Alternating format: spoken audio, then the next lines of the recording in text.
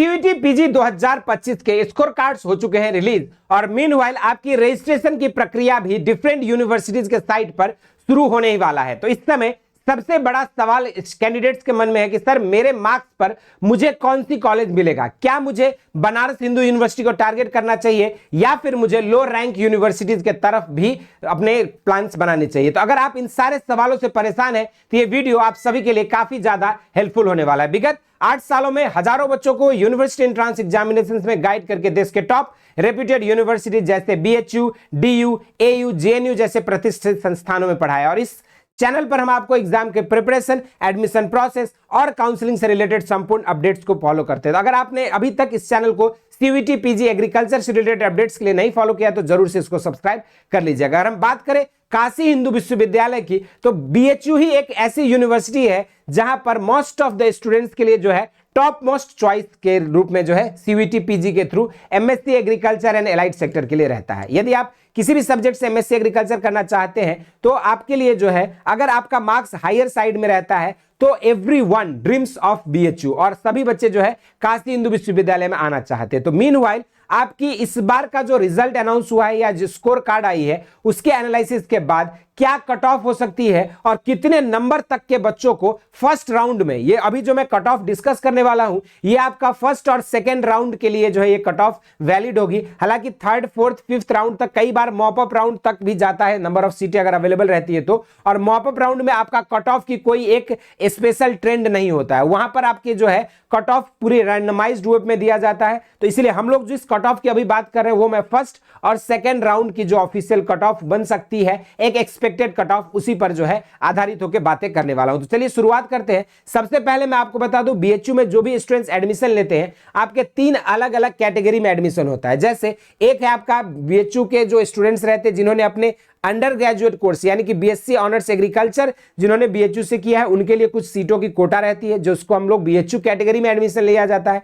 तो वहीं पर दूसरी कैटेगरी है आपका नॉन बीएचयू, जिन बच्चों ने बीएचयू के अलावा और कहीं से अपनी ग्रेजुएशन किया है तो वो बच्चे जो है नॉन बीएचयू कोटा के लिए एलिजिबल होते हैं। तो वहीं पर तीसरा होता है आपका सुपर न्यूमेरी सीट जिसमें आपकी आईसीएआर का कोटा, इसके अलावा जो स्पोर्ट्स सीटें और एम्प्लॉय वार्ड, ये सारी चीजें जो उसमें जोड़ी जाती है। तो हम लोग जो इस समय बात कर रहे हैं वो पार्टिकुलरली बीएचयू और नॉन बीएचयू के जो कैटेगरी के स्टूडेंट्स हैं उन सभी के लिए जनरल, ओबीसी, एससी, एसटी अलग अलग कैटेगरी वाइज क्या एक एक्सपेक्टेड कट ऑफ हो सकती है, इसी पर जो है बातें करें। तो चलिए शुरुआत करते हैं इस वीडियो को। सबसे पहले आपको मैं बता दूं बीएचयू में नॉन बीएचयू वाले जो स्टूडेंट्स रहते हैं उन सभी के कट ऑफ जो है बीएचयू वाले के तुलना में जो है थोड़ा सा हायर साइड में जाता है, क्योंकि बीएचयू वालों के लिए कुछ सीटें का रिजर्वेशन यहां पे रहता है। तो जनरल के लिए 190 से 200 नंबर अगर आपका आ रहा है तो कहीं ना कहीं आप फर्स्ट, सेकंड, थर्ड राउंड तक जो है एक सेफ रीजन में रह सकते हो। वहीं पर जिन बच्चों ने बीएचयू से पढ़ाई किया उनके लिए जनरल कैंडिडेट्स के लिए 210 से 220 नंबर के आसपास कट ऑफ जाने वाला है। तो वहीं पर ईडब्ल्यूएस कैंडिडेट के लिए 190 से 200 और अगर बीएचयू कैटेगरी से है तो 185 से 195 या 190 तक आपको एडमिशन मिल सकता है। उसी पर ओबीसी कैंडिडेट्स के लिए 200 से 210 नंबर, 170 से 180 नंबर जो आपका बीएचयू कैंडिडेट्स के लिए है। तो वहीं पर आपका नॉन बीएचयू में एससी एसटी कैंडिडेट्स के लिए 160 से 180 नंबर तक जो है आपको एडमिशन मिल सकता है। तो वहीं पर आपको 150 से 170 नंबर जो है बीएचयू वाले कैंडिडेट्स के लिए जो यहाँ पे डिसाइड रखी गई है। इसी तरीके से आपका एक expected cut off ST candidates के लिए 160 से 170 के अराउंड जो है रहने वाला है नॉन बीएचयू वालों के लिए। तो बीएचयू वालों के लिए 150 से 160। तो वहीं पर डिसेबिलिटी कोटा में अगर देखेंगे तो नॉन बीएचयू कैटेगरी और बीएचयू कैटेगरी की अगर देखा जाए तो यहाँ पे 130 से 140-50 के आसपास जो है बीएचयू के नॉन बीएचयू के लिए होता है। तो आपके बीएचयू कैटेगरी में जो है यहाँ पे आपकी कट ऑफ बहुत कम नंबर पे भी मिल जाती है, अगर कोटा कुछ रहते हैं तो उसी के अकॉर्डिंग आपको एडमिशन मिलता है। तो ये आपकी एक इंफॉर्मेशन था कि जो बच्चे बीएचयू को काशी हिंदू विश्वविद्यालय से एमएससी एग्रीकल्चर के लिए ट्राई कर रहे हैं तो उनके लिए जो है आप जिस भी कैटेगरी से बिलोंग करते हो, अगर आपका मार्क्स इस रेंज में है या इससे अगर 10-20 नंबर नीचे भी है तो आप मॉप अप राउंड तक जो है वेट कर सकते हो। मॉप अप राउंड में या फिर जो 4th, 5th, 6th राउंड तक भी कई बार जाता है काउंसलिंग, अगर सीटें वैकेंट रहती है तो उसके अकॉर्डिंग जो है आपको कॉलेज अलॉट हो सकता है। लेकिन अगर आपका नंबर जो है 150 से कम है और अगर आप जनरल कैंडिडेट हैं, अगर आपका मान लीजिए 100 नंबर से कम है और अगर आप एससी एसटी कैंडिडेट्स हैं, ठीक है, तो आपके लिए जो है फिर बीएचयू का जो है चांस बन पाना काफी ज्यादा मुश्किल है। तो फिर आपके लिए मेरा यह सजेशन रहेगा कि आपको लो रैंक यूनिवर्सिटी, जिस पे हमने सेपरेट वीडियो बना दिया है, चैनल पे अपलोड कर दिया है,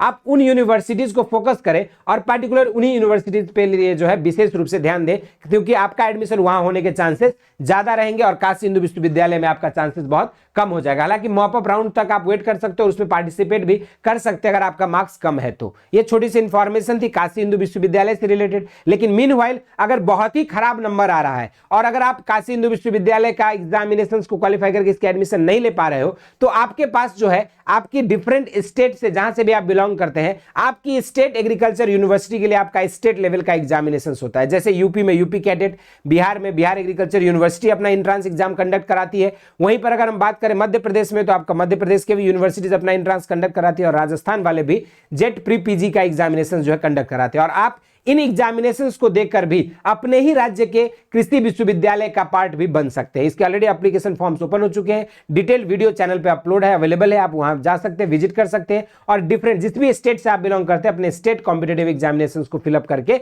आप अपने स्टेट एग्रीकल्चर यूनिवर्सिटी में पढ़ने के सपने को साकार कर सकते हैं। और इसका आपके रास्ते को और आसान बनाने के लिए एग्रीकल्चर शिक्षा की टीम जो है आप सभी के लिए लेकर आई है 10 मॉक टेस्ट, जो कि आपका 15 मई से शुरू हो रहा है। 10 जून को आपका आखिरी मॉक टेस्ट होगा और एवरीडे आपकी मॉक टेस्ट जो है ये 6 PM के बाद शाम को लाइव हो जाएगी। जिस भी बोर्ड से आप बिलोंग करते हैं या जिस स्टेट से बिलोंग करते हैं, अलग अलग एग्जाम पैटर्न है सभी राज्य का और सभी राज्य के जो फिक्स्ड एग्जाम पैटर्न है उसी पर आधारित होकर ये मॉक टेस्ट डिजाइन की गई, जिसको आप मात्र 199 रुपीज में जो है बेसिक शिक्षा के ऐप पर जाके टेस्ट सीरीज एग्रीकल्चर सेक्शन में जाएंगे, फिर उसके बाद टेस्ट सीरीज में जाके आप इस बैच को इनरोल कर सकते हैं और यहां से आपको मॉक टेस्ट की एक्सेस मिल जाएगा। अगर आप देखेंगे लैब पे जाके, ये सारे के सारे मॉक टेस्ट ऑलरेडी शेड्यूल कर दिए गए हैं। जैसे ही आप इस बैच को इनरोल करते हो या एक्सेस लेते हो, आपको सारे मॉक टेस्ट दिख जाएंगे। लेकिन हाँ, ये सारे मॉक टेस्ट जो आपका 6 PM के बाद अलग अलग डेट फिक्स की गई है, ताकि आप लोगों के अंदर एक कंपटीशन क्या चल रहा है और क्या ट्रेंड है स्टूडेंट्स के बीच, इसका एक ब्रीफ आइडिया लग सके और आप 6 PM से 9 PM के बीच आपको जो 3 घंटे का टाइमिंग, या अगर स्टेट एग्जाम में आपके 2 घंटे होते हैं तो 2 घंटे का टाइमिंग आपको मिलेगा और उसी 2 घंटे के अंदर आपको अपने एग्जाम्स को सॉल्व करना है। जैसे आप एग्जाम को सॉल्व करेंगे, आपके पर्सनल रिकॉर्ड और एनालिसिस करते हुए आपके रिजल्ट भी वहां पे स्क्रीन पे शो होगा और जिसके थ्रू आप अपने वीकर सेक्शंस पे फोकस कर सकते हैं और एग्जाम्स में एक्सेल कर सकते हैं। तो ये छोटी सी इंफॉर्मेशन थी उन बच्चों के लिए जो बच्चे स्टेट कॉम्पिटेटिव एग्जामिनेशन के लिए भी प्रिपरेशन कर रहे हैं। बाकी इस वीडियो में इतना ही। इसी तरह के इंटरेस्टिंग एंड अमेजिंग वीडियोस के साथ मुलाकात होती रहेगी। स्वस्थ रहें, मस्त रहें। धन्यवाद।